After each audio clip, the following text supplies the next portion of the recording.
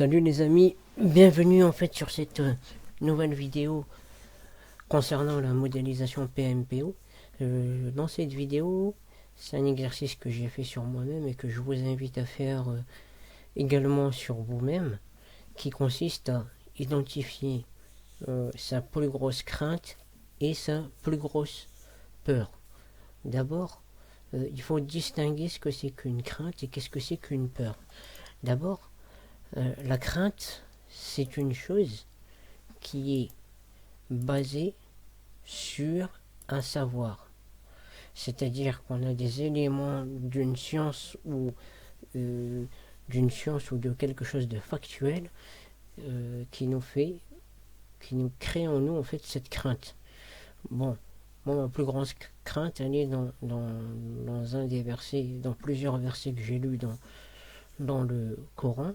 Donc ici, en arabe, il dit الذي جعل لكم الأرض فراشا والسماء بناء وأنزل من السماء ماء فأخرج به من الثمرات رزقا لكم فلا تجعلوا لله أندادا وأنتم تعلمون. C'est lui, donc c'est lui, ici le verset il dit c'est lui qui vous a fait la terre pour lui et le ciel pour toi et qui précipite la pluie du ciel et par elle fait surgir toutes sortes de fruits pour vous nourrir. Ne lui cherchez donc pas des égaux alors que vous savez tout cela. Donc ici, après je vais vous expliquer c'est quoi exactement ma crainte. Donc la peur, pour faire une opposition, la peur en fait elle est basée sur l'ignorance. Quand on a peur de quelque chose, souvent c'est parce qu'on ignore ou qu'on ne sait pas. Par exemple la peur de l'avion. Pour éliminer la peur de l'avion, vous étudiez le système de l'avion, comment il a été réalisé, les différentes règles qui sont mises en place, enfin, tout ça, et ça va éliminer la peur, puisque la peur elle est basée sur quelque chose de comment on appelle ça, de pas raisonnable et de pas factuel. Donc souvent quand on arrive à mettre de la science dans la peur, souvent la peur elle s'élimine. Donc pour bien comprendre ce que j'essaie de vous expliquer dans ma crainte, il faut dissocier ce que j'appelle les 3 A. Le A de acte, il faut dissocier l'acte. Un acte, c'est quoi? C'est ce qu'une personne est en train de faire. La personne est en train de faire quelque chose, ou elle a fait quelque chose, ou elle va faire quelque chose. 2. L'acteur, c'est-à-dire l'acteur c'est qui? C'est la personne qui réalise l'acte. Et de l'action. En fait, il faut dissocier ces 3 A. Parce qu'en fait, si vous ne les dissociez pas, vous ne pourrez pas comprendre l'objet de ma crainte. Ici, l'action, elle englobe en fait l'acte et l'acteur. Ça veut dire que l'acte, c'est quelque chose qui existe déjà. L'acteur, c'est celui qui commet cet acte. Et l'action, en fait, c'est la personne qui réalise, la personne ou l'entité qui réalise cet acte. Et souvent, en fait, on va y arriver après, souvent, en fait, on mélange l'action et le mérite de l'action. C'est des choses vraiment différentes. C'est-à-dire que quelqu'un qui fait un acte, que cet acte existait déjà avant qu'il le fasse, il n'a aucun mérite à faire cet acte, si ce n'est le mérite que l'acte procure. Quelqu'un qui par exemple va planter une graine, si cette graine donne un arbre fruitier, il n'aura que le mérite d'avoir planté la graine. Il ne peut pas s'octroyer le mérite d'avoir l'arbre fruitier.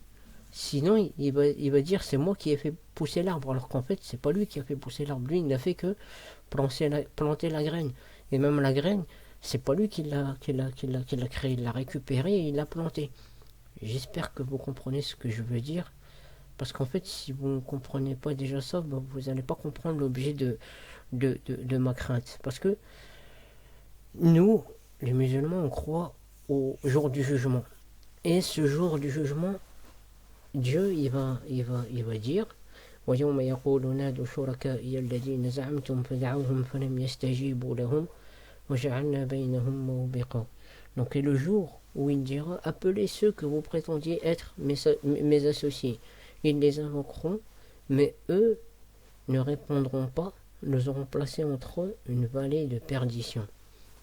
Moi, en fait, ma plus grande crainte, c'est que le jour du jugement, il y ait des gens à qui on leur dise appelez les associés de Dieu, et qu'en fait, il y a des gens que je connais ou que j'ai connus qui vont m'appeler et que je vais être de ces gens-là.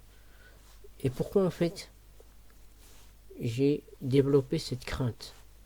Parce qu'en fait, à chaque fois des projets que j'ai pu réaliser, à chaque fois on m'attribue un mérite que je ne mérite pas. Pourquoi? Parce que moi, je n'ai fait ou je ne fais que reproduire des actions. J'observe les actions qui ont été réalisées avant moi, j'étudie comment elles ont été réalisées et je les reproduis. En fait, je ne suis qu'un acteur. Je ne suis pas un créateur d'action. Donc à partir du moment où j'accepte que l'on me donne cette étiquette de créateur d'action, c'est qu'en fait, je me prends pour Dieu. Et cette philosophie, cette façon de voir les choses, d'ailleurs, vous l'étudiez dans la vie des prophètes ou dans la vie des gens qui sont actifs ou qui ont de grosses responsabilités ou qui ont fait de grandes choses, ils vous diront je n'ai fait que reproduire que ce qui existait. Je n'ai rien inventé. Je n'ai pas inventé la roue. Et la plupart du temps, cette crainte, elle te pousse. On va voir les profils dans la modélisation. Mais cette crainte, cette peur, c'est un peu le profil du saboteur. Il va saboter ses actions parce qu'il ne veut pas qu'on dise que c'est un dieu. Là, pour prendre un exemple, on va prendre une analogie, le jeu vidéo. Ici, on a Marquinhos qui tacle le ballon dans FIFA 2021. Maintenant, si on prend l'action de tacler le ballon, à qui attribue-t-on cette action? Est-ce qu'on l'attribue à Marquinhos qui est dans le jeu vidéo? Est-ce qu'on l'attribue à Marquinhos qui est le vrai Marquinhos, c'est-à-dire le joueur de foot? Ou est-ce qu'on l'attribue à la personne qui tient la manette? Ou même est-ce qu'on l'attribue au développeur du jeu? Donc, on peut l'attribuer à toutes ces personnes-là parce qu'on pourra dire que Marquinhos, on a enregistré, on a placé des capteurs sur lui, on a fait ci, on a fait ça, on a fait que reproduire l'action de tacler de Marquinhos. Donc, ici, on a reproduit une action, mais à travers celui qui tient la manette. Donc, du coup, si on doit se poser la question à qui on attribue cette action, à qui on attribue cet acte, et qui est l'acteur dans cet acte, et qui fait l'action, vous allez voir qu'en fait, les choses sont vraiment, vraiment, vraiment compliquées.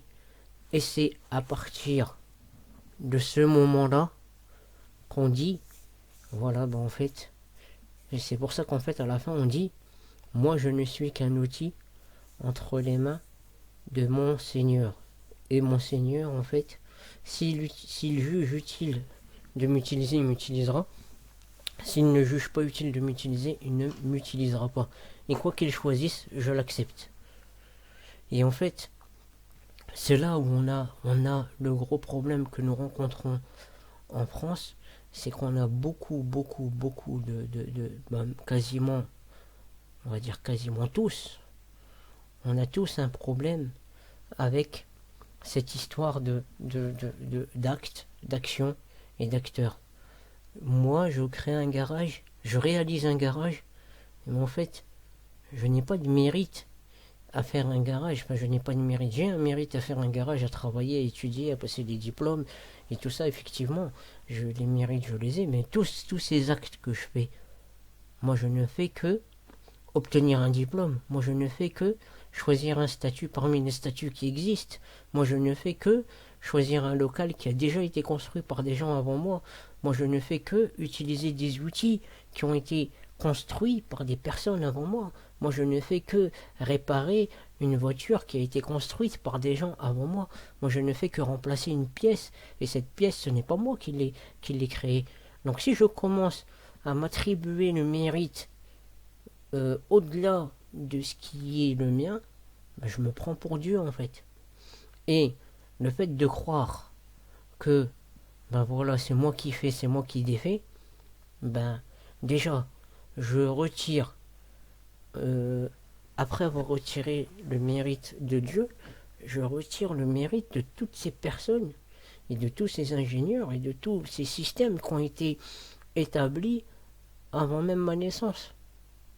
Donc c'est là où on doit avoir cette humilité de dire, ben moi je ne fais que reproduire que ce qui a déjà été réalisé.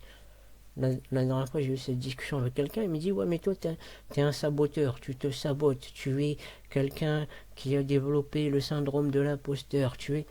Mais en fait non, je ne suis pas un imposteur, je ne suis pas un saboteur, je suis quelqu'un qui reconnaît sa place, c'est-à-dire ma place. Moi, quand j'utilise une clé de 13 pour démonter un boulon de 13, ce n'est ni moi qui ai fait le boulon, ni moi qui ai fait la clé. Certes, c'est moi qui démonte le boulon, certes, c'est moi qui remets le démarreur en place, mais ce n'est pas moi qui ai créé, ce n'est pas moi qui ai réalisé le démarreur, ce n'est pas moi qui ai réalisé les boulons. Moi, je ne suis que la continuité de l'outil. Je suis rien de plus. Et si je commence à développer un orgueil ou ou quelque chose dans ce sens-là, bah en fait, c'est pas bon pour moi et c'est pas bon pour la société. D'accord? Donc ici, je vais vous expliquer, vous allez mieux comprendre ce que je vous ai dit avant. Il y a ce qu'on appelle les degrés du mérite. Le degré numéro 0, c'est le degré qui appartient à Dieu. Pourquoi? Parce que Dieu, en fait, il fait tout à partir de rien. Dieu fait tout à partir de rien. Il n'a besoin de rien pour faire quelque chose. C'est ce qu'on appelle un Dieu. Après, on a, moi, ce que j'appelle le niveau N1, qui est le niveau copieur. C'est-à-dire que quelqu'un va copier quelque chose qui existe déjà. Il va certes développer une intelligence, il va développer une science, tout ce que vous voulez, l'aérodynamisme, tout ça, il va le développer, mais en fait, il va le développer en observant ce qui existe déjà. L'avion, c'est en observant les oiseaux, on s'est dit, ben, il faut voler. Les bateaux, c'est en observant les poissons, les gens se sont dit, ben, on peut aller sur l'eau. On n'est pas parti, c'est pas, on a obligatoirement besoin de quelque chose qui existe déjà. Ça, c'est ce qu'on appelle le niveau N1, c'est le niveau copieur. Ça, c'est un peu ce qu'on appelle les concepteurs, les ingénieurs, les personnes qui réfléchissent et qui font les calculs et qui font des usines et qui ensuite après avoir fait les usines, ben, ils mettent des gens pour travailler et puis après ça développe les produits. Comme la voiture par exemple. La voiture avant d'être une voiture dans laquelle on roule, il y a tout un processus, il y a toutes des études qui sont faites de ce qui existe déjà. Et c'est à partir de ce qui existe déjà qu'on améliore pour obtenir quelque chose de meilleur. Là, on est dans le niveau N1. Et après, on a ce qui s'appelle le niveau N2. C'est celui qui utilise tout ce qui existe. Celui qui utilise tout ce qui existe, N2, il faut savoir que, en tant que citoyen français, la plupart d'entre nous se situent ici. Limite, j'ai envie de dire, aujourd'hui, en 2021, on est tous ici. Du président de la République c'est-à-dire de la plus grande entité en France à la plus petite, on est tous ici. Pourquoi? Parce qu'en fait, on ne fait que aller regarder ce qui se passe là, et de le reproduire. Et de l'utiliser, pardon. Parce qu'en fait, ici, euh, le président, et c'est ce qui est très compliqué à accepter, de dire, et moi j'ai aucun problème avec ça, et d'ailleurs c'est pour ça que mes amis ils me disent que j'exagère, que je dénigre mon travail, alors qu'en fait, ce n'est pas dénigrer son travail, c'est savoir le mettre à sa bonne place, le mettre au bon endroit. Ok, je suis un bon technicien, c'est vrai, je suis capable d'étudier sans livre, je suis capable d'étudier n'importe quelle science, mais la science, c'est pas moi qui l'ai créée. Moi, je ne suis qu'un utilisateur de cette science. D'accord? Je ne suis qu'un utilisateur. Je suis capable de réaliser une fusée, ouais, mais je ne vais utiliser que ce qui existe là ou là. Tu vois, ce que Dieu il a créé, ce que les gens avant moi ils ont fait. Et je vais reproduire. Donc je suis qu'un utilisateur. Et si moi, en tant que N2, je me place là, ben c'est là où j'ai un problème. Se placer là, ça veut dire, parce que moi en fait, quand j'étais dans certains endroits, que ce soit dans mon travail, que ce soit dans les associations, que ce soit dans tout ce que vous voulez, il y avait des moments où j'étais dans des endroits où les responsables y venaient, ils voyaient que j'étais là, ils repartaient. Ils disaient, ouais, bah t'inquiète, c'est bon, lui il est là, t'inquiète, ça va bien se passer. Bah non, ça va pas bien se passer, on n'en sait rien. Je suis pas Dieu, je maîtrise pas tout. Certes, si tu me dis, euh, surveille l'ordinateur et t'as un ordinateur là à côté, t'as trois ordinateurs là, et si y en a un qui marche pas, bah tu le remplaces, ok, tu peux. Mais s'il se passe quelque chose dont j'ai pas la maîtrise, comment veux-tu que je fasse? Je ne suis pas Dieu. Et accepter d'être un Dieu, c'est dangereux. On l'a vu aujourd'hui avec la crise du Covid. Ils nous ont dit, oui, le président, il nous donne pas d'horizon. En fait, ils veulent que le président il soit à la place de Dieu. Le président, il sait pas ce qui se passe, il comprend pas. Personne ne comprend. Personne n'est capable de dire comment va évoluer la maladie. Personne ne le sait. Mais on veut que quelqu'un prenne la responsabilité. Et en fait, pourquoi est-ce qu'on veut en fait que la personne prenne la responsabilité? C'est juste pour lui tomber dessus. D'ailleurs, c'est ce qui se passe. Même moi, là, aujourd'hui, dans mon activité de garage, les gens, ils te disent, au début, je faisais cette erreur-là. C'est-à-dire, quand on me disait, ouais, tu vas passer quand? Moi, par exemple, je prenais une activité, je prends n'importe quoi comme exemple, changer des plaquettes et des disques avant, ça prend une demi-heure quand tout va bien. Selon le trajet, bah, tu rajoutes le trajet. Bah, moi, je disais aux gens, bah écoute, je vais changer des plaquettes, des disques, j'en ai pour une heure. Vers une heure et demie, dans une heure et demie, j'arrive. Et en fait, euh, dès que tu disais, par exemple, tu allais à 9h, tu disais, bon, ben, à 10h30, je serai en bas de chez toi. Bon, en fait, qu'est-ce qui se passe? À 10h30, si t'es pas en bas de chez toi, de chez la personne, ben, ton téléphone, il sonne 8 fois, 10 fois. Parfois, il te bouffe la batterie avec les messages. Parfois, il te bouffe la batterie avec les sonneries. Pourquoi? Parce qu'en fait, il cherche pas euh, une ligne de conduite, il cherche un engagement. Et pourquoi il cherche un engagement? C'est juste pour tomber dessus, pour pouvoir déverser sa haine. Donc à partir de ce moment-là, bah le plus simple, c'est de ne pas prendre d'engagement. Parce qu'en fait, une fois que vous avez pris un engagement, vous devez rendre des comptes. Et le fait de rendre des comptes, bah vous pouvez rendre des comptes sur des choses. Moi, si je te dis, ok, je vais venir changer tes plaquettes et tes disques, je vais te rendre des comptes parce que je dois te changer tes plaquettes et tes disques.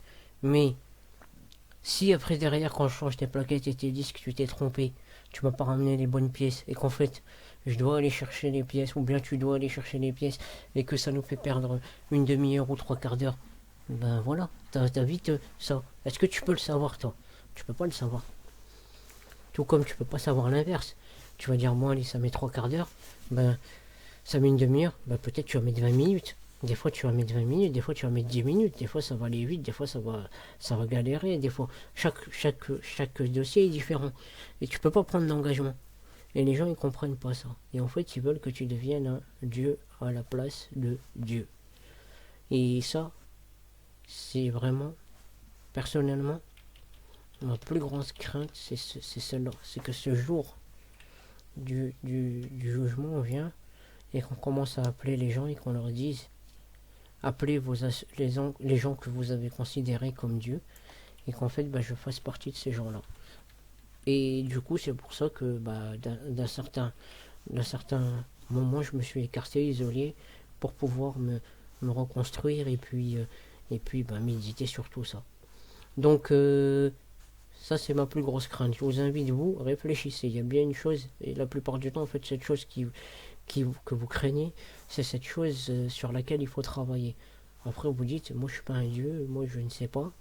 Il n'y a pas de problème. Moi la dernière fois je parlais avec quelqu'un qui me disait, oui mais dis-moi, j'écoute, moi je suis pas dieu, je sais pas. Oui mais non mais tu dois me donner un délai. Je peux pas te donner de délai. Je ne peux pas te donner de délai. Je ne peux pas. Maintenant, tu l'acceptes, c'est bien. Tu l'acceptes pas, tant pis pour toi, qu'est-ce que je te dise. Et ne vous mettez pas dans des états ou dans des situations où vous allez mettre du stress parce que votre crainte, elle est tellement forte que si vous commencez à vous comporter dans l'objet de votre crainte, consciemment ou inconsciemment, vous allez droit à la dépression, droit à la maladie, droit à la destruction, droit à tout ce que vous voulez. Donc voilà, faites l'exercice et vous verrez, déjà rien que d'en parler, ça fait du bien et de voir un peu ce qui nous bloque, ce qui nous empêche d'agir ou même parfois d'avancer. Je vous dis à très bientôt dans une prochaine vidéo.